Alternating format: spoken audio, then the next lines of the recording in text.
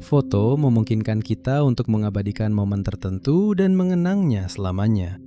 Kebanyakan dari kita menggunakan foto untuk mengabadikan momen-momen penting anak-anak kita, memotret peristiwa kehidupan, atau mengambil gambar destinasi liburan yang indah. Namun ada sisi lain dari teknologi ini yang memungkinkan para penyelidik untuk menghubungkan pelaku dengan kejahatan mereka, dan bahkan ada juga yang memungkinkan pelaku untuk mengabadikan apa yang mereka lakukan selamanya. Nomor 10. Mita Valentine. 43 tahun dari Fayetteville, Carolina Utara, digambarkan oleh orang-orang terdekatnya sebagai wanita yang penuh kasih dan perhatian, serta sangat berdedikasi kepada ketiga anaknya. Mita juga merupakan sosok yang selalu hadir di Deliverance Praise Church of Worship, tempat dia bekerja. Jadi ketika dia tidak hadir dalam pendalaman Alkitab, komunitas langsung tahu bahwa ada sesuatu yang tidak beres. Mita dan ketiga anaknya tinggal di kompleks apartemen Sycamore Park di Fayetteville, Carolina Utara. Pada siang hari, dia bekerja di gereja Deliverance Praise sebagai sekretaris mereka dan sangat aktif terlibat di gereja. Ketika dia tidak berada di rumah bersama keluarganya, Mita biasanya berada di gereja, membantu pendeta, dan mengatur acara komunitas. Imannya sangat kuat, dan dia sering menghadiri pendalaman Alkitab serta setiap khotbah sepanjang minggu. Menurut laporan, Mita tinggal sendiri, tetapi dia pernah menjalin hubungan dengan seorang pria bernama Reginald McDowell. Reginald adalah ayah dari salah satu anaknya, tetapi hubungan mereka penuh gejolak, dan ada sejarah panjang kekerasan dalam rumah tangga. Pada tahun 1999, Reginald menculik Mita. Beberapa laporan juga menyebut bahwa dia juga menculik pacarnya saat itu, yang mengakibatkan hukuman penjara 15 tahun. Tampaknya mereka berdua pernah menjadi pasangan sebelum penculikan itu, tetapi hubungan tersebut sudah berakhir beberapa waktu sebelum tahun 1999. Pada tahun 2011, Reginald dibebaskan dan mereka kembali bersama. Menurut Charlie Project, pasangan tersebut dikabarkan putus pada awal Oktober 2014. Pada tanggal 28 Oktober 2014, Mita menelepon ibunya sekitar pukul 10.30 malam dari kompleks apartemennya.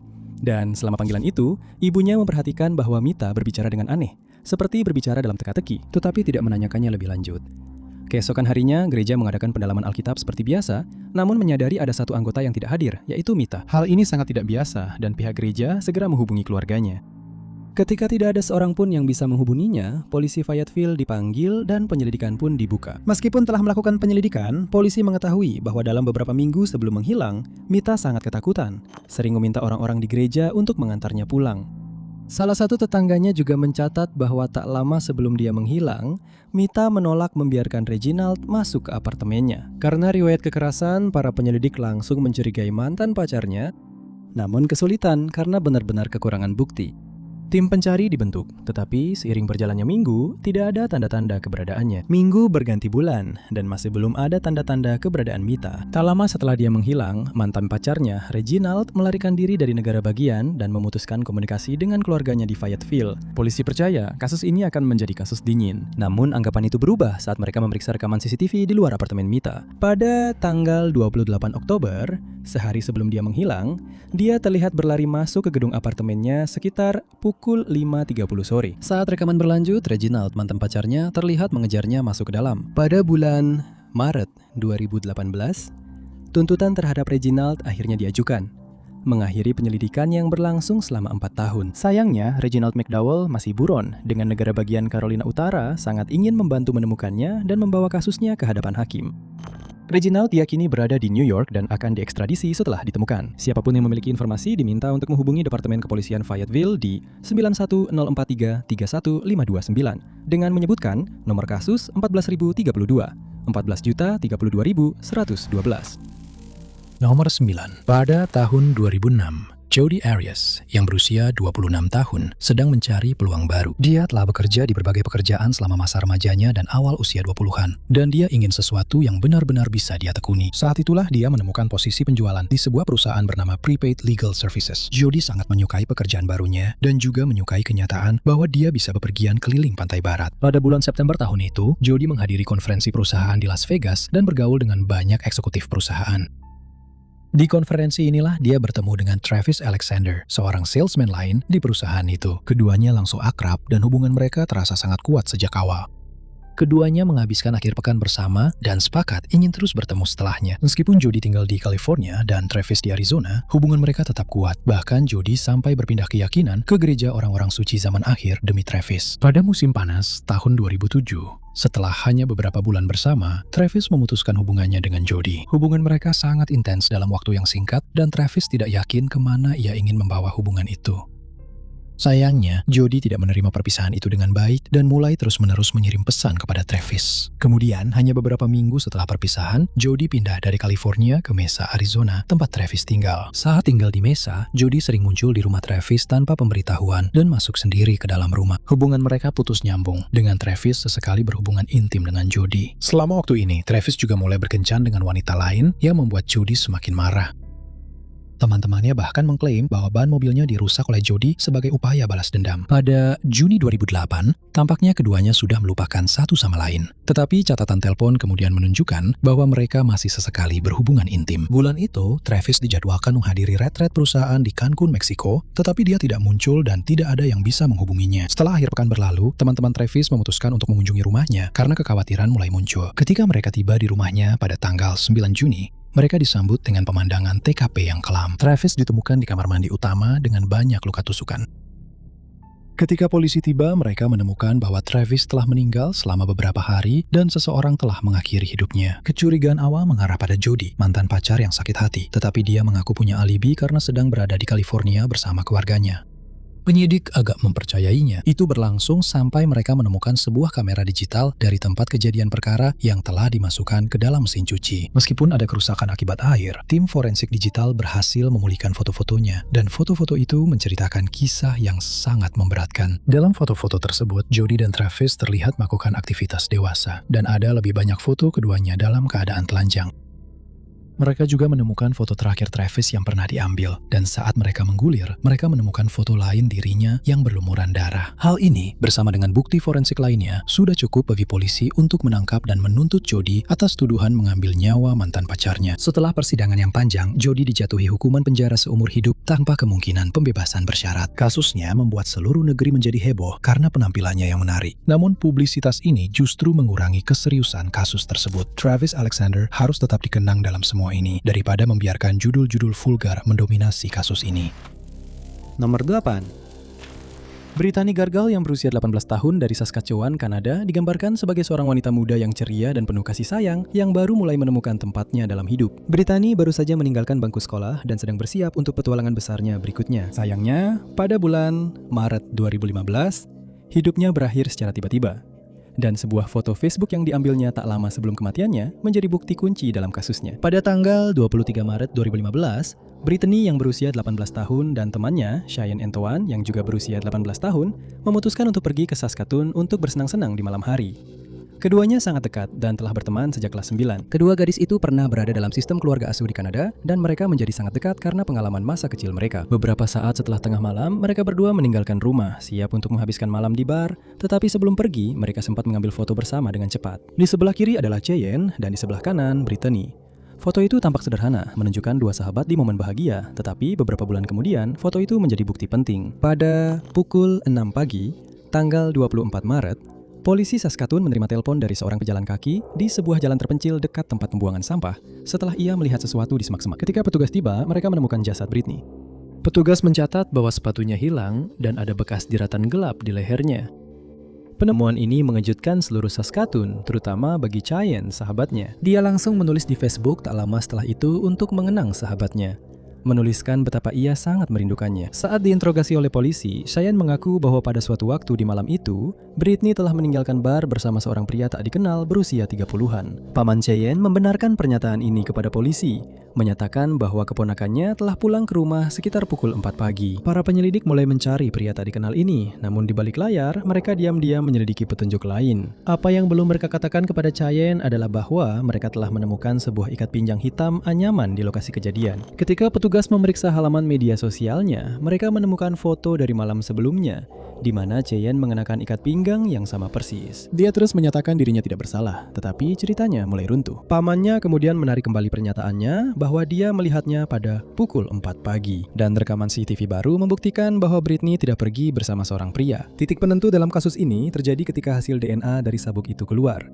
Satu set DNA milik Brittany dan yang lainnya milik Cheyenne. Pada bulan Maret 2015, Cheyenne ditangkap dan secara resmi didakwa karena membunuh temannya. Saat dihadapkan dengan bukti-bukti, Cheyenne hancur dan mengaku. Dia mengatakan kepada petugas bahwa mereka berdua terlibat dalam pertengkaran saat mabuk. Dia kemudian mengaku sempat pingsan dan ketika sadar, dia menemukan Brittany tergeletak tak bernyawa di tanah. Pada Januari 2018, Cheyenne Gargle menghadapi pengadilan mahkota Saskatchewan, di mana dia dinyatakan bersalah atas tuduhan yang lebih ringan, yaitu pembunuhan tanpa sengaja. Jaksa penuntut kesulitan membuktikan niat kriminal dan terpaksa menuntut dengan dakwaan yang lebih ringan. Pada 15 Januari, Cheyenne dijatuhi hukuman hanya 7 tahun penjara. Keluarga Brittany langsung bereaksi dan secara terbuka menyampaikan kekecewaan mereka. Keluarga Brittany mengatakan kepada media, kutip, "Sejak Brittany lahir hingga dia direnggut secara tragis dari kami, jiwanya menjadi cahaya terang bagi keluarga kami. Hampir setiap hari kami tidak bisa berhenti memikirkan dia dan apa yang terjadi malam itu.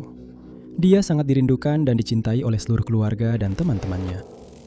Nomor 7. Pada bulan Maret 2014, Sailor Williams yang berusia 22 tahun dan temannya, Brandon Vega yang juga berusia 22 tahun, memulai ekspedisi di Santa Barbara, California. Keduanya masih agak kurang berpengalaman dan memilih jalur yang lebih mudah. Apa yang seharusnya menjadi hari yang menyenangkan di alam liar dengan cepat berubah menjadi kekacauan. Pada tanggal 16 Maret, Sailor dan Brandon menyiapkan mobil mereka dan menuju ke Cold Spring Trail di Cold Park, California. Jalur tersebut memiliki panjang sekitar 2,3 mil dan biasanya memakan waktu 2 jam untuk diselesaikan. Jalur ini juga sebagian tidak diberi tanda yang dapat menyulitkan para pendaki jika mereka belum mengunduh peta jalur sebelumnya. Menurut Sailor, pendakian mereka dimulai seperti biasa, tetapi saat mereka melanjutkan perjalanan, mereka menyadari bahwa medan yang mereka hadapi lebih berbahaya daripada yang mereka perkirakan. Karena sebagian jalur pendakian tidak diberi tanda, keduanya juga mulai menyimpang ke jalur yang salah dan sebelum mereka menyadarinya, matahari sudah mulai terbenam. Keduanya lupa membawa senter dan ponsel mereka perlahan kehabisan daya. Meskipun begitu, keduanya tetap melanjutkan perjalanan dalam kegelapan, mengikuti jalur kembali ke mobil mereka. Sailor melompat turun dari sebuah batu, meskipun beberapa sumber mengatakan dia terjatuh dan mendarat dengan buruk, sehingga pergelangan kakinya patah. Sebagai teman yang baik, Brandon mencoba menggendong Sailor, tetapi kondisi terlalu berat dan mereka berdua terjatuh, menyebabkan patah tulang lebih lanjut pada pergelangan tangan dan lengan Sailor, serta pergelangan kakinya yang lain. Keduanya sekarang berada di persimpangan dan memutuskan bahwa Sailor harus tetap tinggal sementara Brandon pergi mencari bantuan. Patah tulang ditambah dengan kurangnya makanan dan air mulai mempengaruhi Sailor dan dia merasa dirinya mulai hilang kesadaran dan kembali sadar secara bergantian. Ketika malam tiba dan bantuan belum juga datang, Sailor percaya bahwa dirinya sudah tidak punya harapan lagi. Dia juga lupa membawa pakaian hangat atau selimut sehingga dirinya terpapar langsung dengan cuaca. Tanggal 17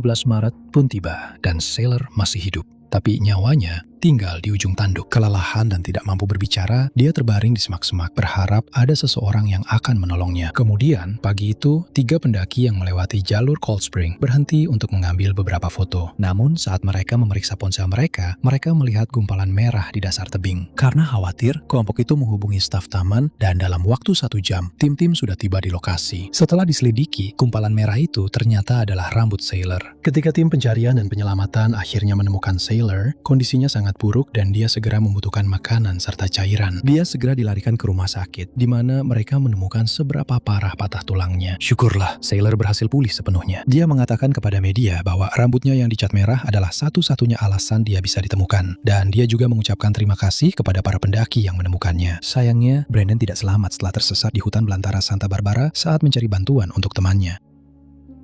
Keluarga Brandon bahkan menunda pemakamannya sampai Sailor cukup sehat untuk hadir.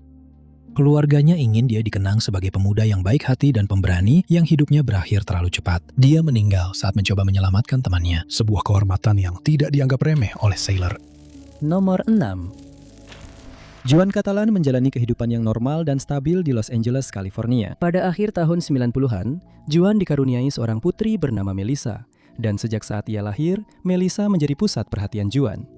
Pada tahun 2003, Juan dan Melissa telah membangun rutinitas yang mapan, dan cara favorit mereka menghabiskan waktu bersama ayah dan anak adalah menonton Los Angeles Dodgers. Pada Agustus 2003, Juan ditangkap atas tuduhan kejahatan yang ia nyatakan tidak pernah ia lakukan. Dan kecintaannya pada LA Dodgers akan berperan dalam pembelaannya. Agustus 2003, Juan sedang bersantai di rumah, menikmati panasnya musim panas bersama keluarganya, ketika ia mendengar keributan di luar. Ketika ia melihat keluar jendela, ia menyadari bahwa satuan SWAT sedang menerobos masuk ke propertinya. Dalam hitungan detik, para petugas menerobos pintu dan memerintahkannya untuk tiarap. Bingung namun tidak ingin membahayakan dirinya sendiri, ia menyerah dan dibawa ke kantor polisi. Di sana, para petugas mengemukakan tuduhan dan alasan mereka menangkapnya. Pada bulan Mei tahun itu, Marta Puebla ditemukan meninggal di luar rumahnya. Dan para penyidik kemudian memberitahu Juan bahwa saksi mata mengaku melihatnya di lokasi kejadian pada hari itu. Juan membantah tuduhan tersebut, mengatakan kepada petugas bahwa ia sedang menonton pertandingan Dodgers saat kejahatan itu terjadi. Sayangnya, dia tidak dapat memberikan sobekan tiket yang membuktikan kehadirannya. dan kasus terhadapnya pun terus berlanjut. Bukti terhadap Juan paling banter hanya berupa bukti tidak langsung. Teori yang berkembang adalah bahwa dia telah menyerang Martha sebagai balas dendam atas kesaksiannya terhadap salah satu temannya, dan dia juga dijadwalkan untuk bersaksi melawan saudaranya, Mario. Namun, tidak jelas apakah dia benar-benar melakukannya. Meskipun Juan bersikeras bahwa dirinya tidak bersalah, tanpa bukti yang jelas, dia tahu bahwa semua keadaan tidak berpihak padanya. Namun, semuanya berubah ketika tim pembela hukumnya menemukan sesuatu yang akan mengubah kasus ini selamanya. Pada tanggal 12 Mei 2003, acara TV Curb Your Enthusiasm sedang merekam beberapa segmen di Stadion Dodgers untuk episode mendatang berjudul The Carpool Lane. Dan tim pembela berharap rekaman tersebut bisa membebaskan Juan serta membuktikan alibinya. Setelah berbicara dengan pihak studio, tim pembela diberikan gambar diam dari malam itu. Dan yang melegakan, gambar tersebut menunjukkan Juan dan putrinya Melissa sedang duduk di kursi mereka di stadion. Bukti ini diserahkan kepada polisi Los Angeles dan pengadilan yang secara resmi menghentikan kasus tersebut pada awal tahun 2007. Setelah itu, Juan dibebaskan dari penjara dan nama baiknya akhirnya dipulihkan di media. Ia juga menerima uang ganti rugi sebesar $320.000 dari kota LA atas waktu yang ia habiskan di penjara. Namun ia menyadari bahwa uang tidak akan bisa membeli kembali waktu yang hilang bersama putrinya. Pada tahun 2017, sebuah film dokumenter tentang kasusnya yang berjudul Long Shot diproduksi oleh Netflix yang menyoroti bagaimana satu foto menyelamatkan seorang pria tak bersalah dan bagaimana sistem peradilan tidak selalu mampu menangani kasus dengan benar. Nomor 5. Inggris adalah salah satu negara yang paling banyak diawasi di dunia dengan perkiraan 7,5 juta kamera CCTV, yaitu satu kamera untuk setiap 11 orang. Statistik itu tidak termasuk kamera dashboard dan kamera bel pintu yang menjadi populer dalam 10 tahun terakhir. Jadi ketika Sarah Everard yang berusia 33 tahun menghilang di London, para penyelidik tahu bahwa bukti foto akan menjadi kunci untuk memecahkan kasus ini. Sarah Everard adalah lulusan Universitas Durham dan dia kembali tinggal di selatan setelah menyelesaikan gelar sarjana geografi manusianya pada akhir tahun 2000-an. Pada tahun 2021, dia mendapatkan pekerjaan di sebuah agensi media dan bertanggung jawab atas pemasaran digital. Dia sangat ahli dalam pekerjaannya dan senang berinteraksi dengan berbagai orang dari seluruh dunia. Pada tanggal 3 Maret 2021, Sarah bangun dan pergi bekerja seperti biasa. Dia berbicara dengan pacarnya di siang hari. Begitu juga dengan seorang teman yang rumahnya akan dia kunjungi nanti. Sekitar pukul 5 sore, Sarah pergi dan menuju ke rumah temannya di Clapham, London Selatan. Menurut laporan, Sarah dan temannya makan dan mengobrol sebelum Sarah pergi sekitar pukul 9 malam. Dia tinggal di Brixton, perjalanan sejauh 10 mil dari Clapham yang mudah dijangkau berkat infrastruktur transportasi London yang luar biasa. Sesaat sebelum pukul 9.30 malam, dia menelpon pacarnya dan itulah kontak terakhir yang diketahui darinya. Sarah tidak muncul di tempat kerja keesokan harinya, sesuatu yang sangat tidak biasa baginya. Seiring hari berlalu tanpa kabar, pihak tempat kerjanya menghubungi keluarganya yang kemudian menghubungi kepolisian metropolitan. Butuh waktu hingga 6 Maret bagi kepolisian metropolitan untuk menyampaikan imbauan kepada publik. Dan begitu kasus ini muncul di berita, kasus ini langsung menjadi pusat perhatian negara. Selama beberapa hari berikutnya, polisi memberikan setiap informasi yang tersedia kepada media, termasuk rekaman CCTV Sarah di A205 berjalan menuju Brixton. Apa yang tidak diungkapkan kepolisian metropolitan kepada publik adalah bahwa mereka telah menemukan beberapa foto dan rekaman CCTV yang sangat mengganggu yang mengarah pada salah satu petugas mereka sendiri. Hanya beberapa hari setelah Sarah menghilang, berita tentang penangkapan Wayne Couzens yang berusia 48 tahun membuat negara menjadi heboh. Kepolisian metropolitan mengonfirmasi bahwa mereka telah menangkapnya sehubungan dengan hilangnya Sarah, dugaan pembunuhan, dan penculikan. Dalam beberapa bulan berikutnya, kepolisian metropolitan mengungkapkan rekaman CCTV dan gambar diam yang mereka temukan tentang Wayne yang menghadang Sarah di Pointers Court di Clapham. Para saksi mata membenarkan kejadian tersebut, menyatakan bahwa mereka melihat seseorang yang mereka yakini sebagai petugas polisi yang sedang menyamar Wayne menangkap Sarah di pinggir jalan. Wayne Couzens telah bekerja sebagai petugas polisi sejak tahun 2002 dan naik pangkat hingga bergabung dengan kepolisian metropolitan pada tahun 2018, di mana ia juga bertugas sebagai petugas polisi bersenjata. Pada tahun 2020, ia menerima promosi lebih lanjut ke unit perlindungan parlemen dan diplomatik, di mana ia diberikan akses terus-menerus terhadap senjata api. Kepolisian metropolitan menyatakan bahwa Wayne telah menggunakan kartu tanda pengenal dinasnya untuk menipu Sarah agar mau diborgol olehnya, dan kemudian ia memasukkan Sarah ke dalam mobilnya. Di suatu titik dalam perjalanan, kedoknya mulai terbongkar dan menjadi jelas bahwa Sarah sebenarnya tidak sedang ditangkap karena melanggar aturan COVID. Wayne kemudian membawa Sarah ke daerah terpencil di Dover, di mana ia menyerangnya sebelum meninggalkan jasadnya di hutan. Bukti foto dan rekaman CCTV sangat penting dalam kasus Sarah dan memungkinkan kepolisian metropolitan membangun kasus yang kuat terhadap Wayne. Pada bulan September 2021, Wayne Couzens dinyatakan bersalah atas tindakan yang merenggut nyawa Sarah. Pengadilan mendengar bagaimana dia telah merencanakan untuk mencari dan menyerang seorang wanita muda yang rentan pada hari itu. Juga terungkap bahwa dia memiliki beberapa keluhan yang tercatat terhadap dirinya selama menjadi petugas. Namun, keluhan-keluhan tersebut baik tidak terungkap maupun dianggap remeh. Karena posisinya sebagai petugas polisi, sebuah pekerjaan yang seharusnya melindungi masyarakat, hakim menjatuhkan hukuman penjara seumur hidup tanpa kemungkinan bebas bersyarat, yang berarti dia tidak akan pernah menghirup udara bebas lagi. Keluarga Sarah ingin dia dikenang karena semangatnya yang penuh kasih dan kebaikan. Mereka juga berharap bahwa kepergiannya dapat membantu Inggris mendorong lebih banyak undang-undang untuk melindungi perempuan dan anak perempuan. Nomor 4. Russell Williams dulunya adalah salah satu prajurit Kanada yang paling banyak menerima penghargaan dan memegang pangkat tinggi di angkatan bersenjata. Pekerjaannya membawanya ke seluruh dunia, dan dia bahkan dipercaya untuk menerbangkan pejabat penting dalam negeri maupun luar negeri. Pada akhir tahun 2000-an, karir Russell terhenti ketika sebuah penyelidikan kriminal besar dimulai.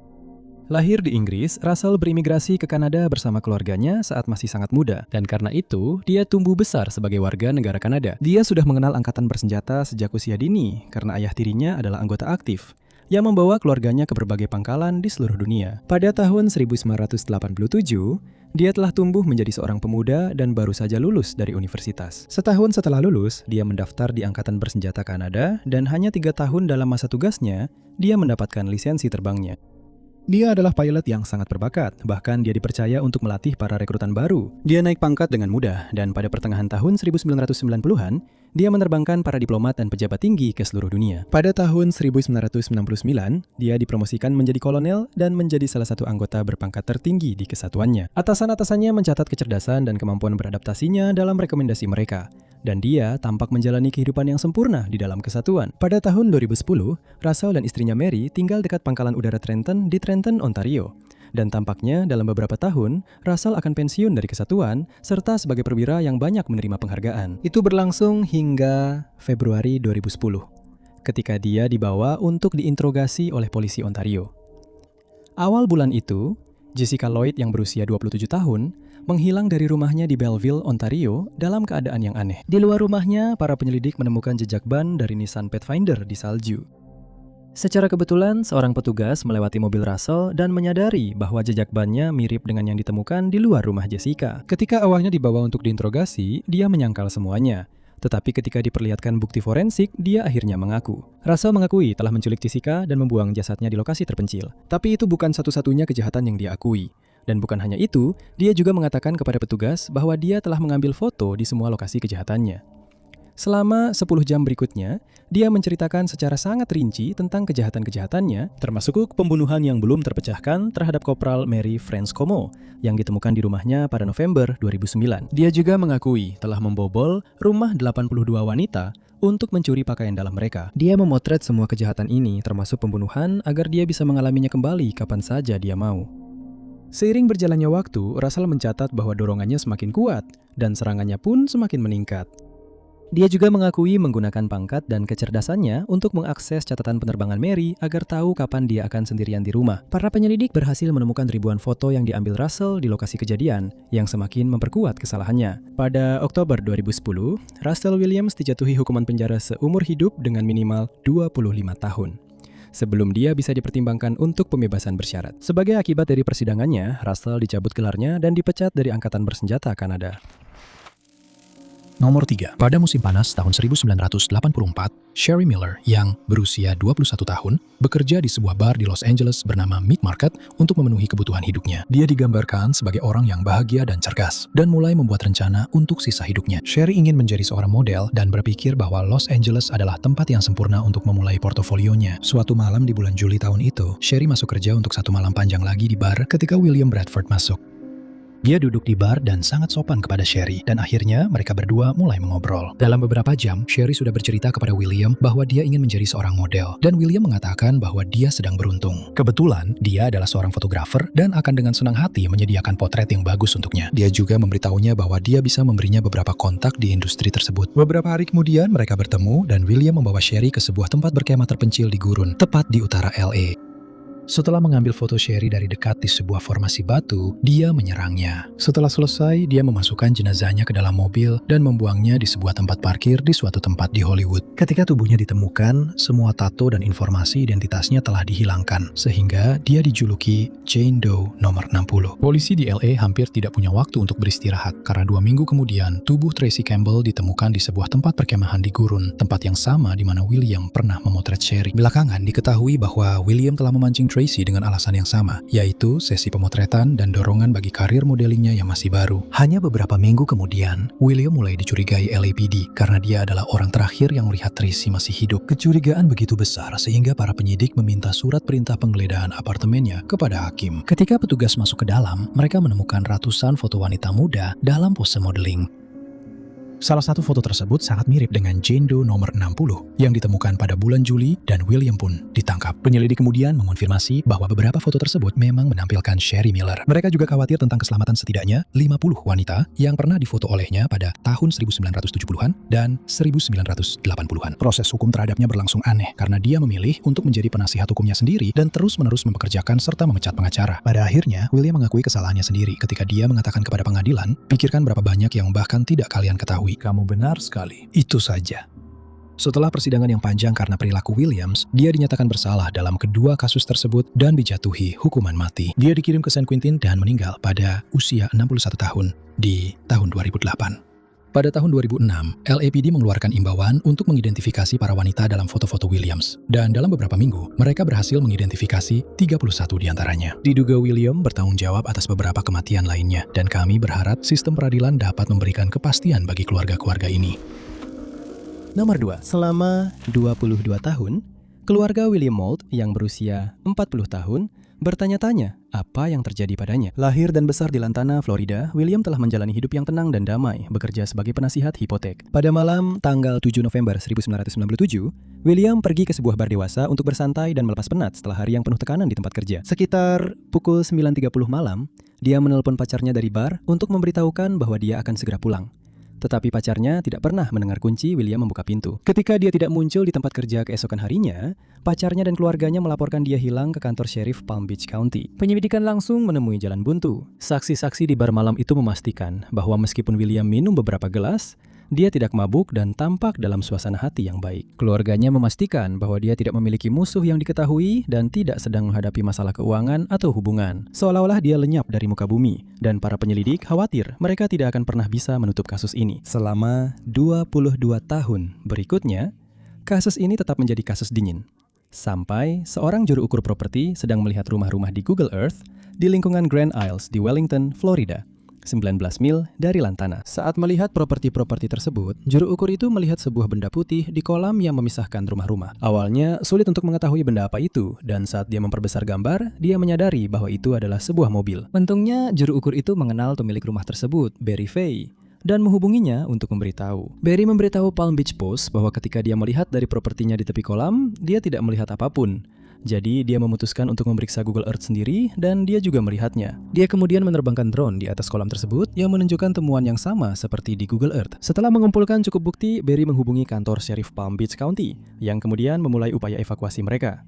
Pada tanggal 28 Agustus 2019, mobil putih itu berhasil diangkat dari kolam tersebut. Dan ketika mobil itu ditarik ke tepi, para penyelidik menemukan sisa-sisa jasad. Dengan menggunakan teknik forensik, mereka dengan cepat dapat mengidentifikasi bahwa sisa-sisa jasad tersebut adalah milik William Moult. Keluarganya diberitahu tentang penemuan tersebut dan mengucapkan terima kasih kepada kantor Sheriff Palm Beach County bersama dengan Barry Fay atas semua kerja keras mereka. Sejak saat itu, kelompok seperti Adventures with Purpose dan lainnya telah membuat penemuan serupa di perairan di seluruh Amerika Serikat, membawa jawaban bagi keluarga dan memungkinkan mereka yang telah meninggal akhirnya dapat beristirahat dengan tenang. Nomor 1. Google Maps memungkinkan siapa saja di seluruh dunia untuk mencari alamat apapun yang kita inginkan dan melihatnya dari berbagai periode waktu. Beberapa dari kita mencari rumah masa kecil kita untuk melihat bagaimana perubahannya selama bertahun-tahun. Yang lain melihat sekolah, bisnis lama, dan bahkan menggunakannya untuk menemukan tempat baru yang ingin dikunjungi. Pada tahun 2010, para penyelidik di Carolina Selatan menggunakan teknologi tersebut untuk membantu mereka mengidentifikasi tersangka potensial. Pada 30 Juli 2010, Edgar Lopez dan Pablo Gutierrez Guzman ditemukan di sebuah properti di Richland, Carolina Selatan telah meninggal dunia akibat senjata api. Kematian mereka mengejutkan komunitas tempat dan semua orang bertanya-tanya siapa yang mampu melakukan hal seperti itu. Kedua pria tersebut tidak memiliki musuh yang diketahui dan sangat dicintai oleh teman serta keluarga mereka. Selama penyelidikan awal, para saksi mata di sekitar properti mampu memberikan deskripsi yang kemudian diubah oleh Departemen Sheriff Richland County menjadi sketsa komposit. Meskipun upaya yang telah mereka lakukan dalam kasus ini, penyelidikan tersebut menemui jalan buntu. Namun, keadaan itu berubah ketika satu nama menarik perhatian mereka, Leslie Todd Parvin. Para saksi mengingat melihat Leslie di dalam dan sekitar properti pada hari itu, dan beberapa bahkan melihat Kia minivan hijau miliknya melarikan diri dengan cepat dari lokasi kejadian. Penyidik telah mencurigai Leslie, tetapi tanpa bukti, mereka tidak dapat bertindak. Tidak jelas apakah ada jejak ban atau bukti fisik lainnya yang ditemukan di lokasi kejadian. Karena mobil tersebut melarikan diri dengan cepat dan properti itu tidak memiliki CCTV, para penyidik merasa mereka buntu. Namun keadaan berubah ketika mereka membuka Google Maps dan memutar kembali waktu ke tahun 2010. Secara kebetulan, mereka berhasil menemukan tangkapan gambar properti tersebut dari hari terjadinya kejahatan. Dan dalam gambar properti itu terdapat sebuah minivan Kia berwarna hijau. Salah satu saksi telah memberikan sebagian nomor plat kepada kepolisian di awal penyelidikan, yang kemudian membuat mereka memastikan bahwa Kia hijau yang ditemukan di lokasi melalui Google Earth adalah milik Leslie Todd Parvin. Sayangnya, pada saat petugas mulai membuat kemajuan dalam kasus ini, Leslie sudah meninggalkan Carolina Selatan. Setelah menghubungi keluarga Leslie, polisi berhasil meminta keluarganya untuk meyakinkan dia agar keluar dari tempat persembunyiannya di Louisiana dan kembali ke Carolina Selatan. Ketika dia kembali, dia secara resmi didakwa dan ditangkap. Setelah menunggu selama 15 tahun, pada Februari 2025, Leslie dinyatakan bersalah atas kedua tuduhan dan dijatuhi hukuman 35 tahun penjara. Pejabat belum merilis banyak informasi tentang kasus ini, dengan ayah Leslie sendiri mengatakan kepada Daily Record bahwa karir militer putranya selama 20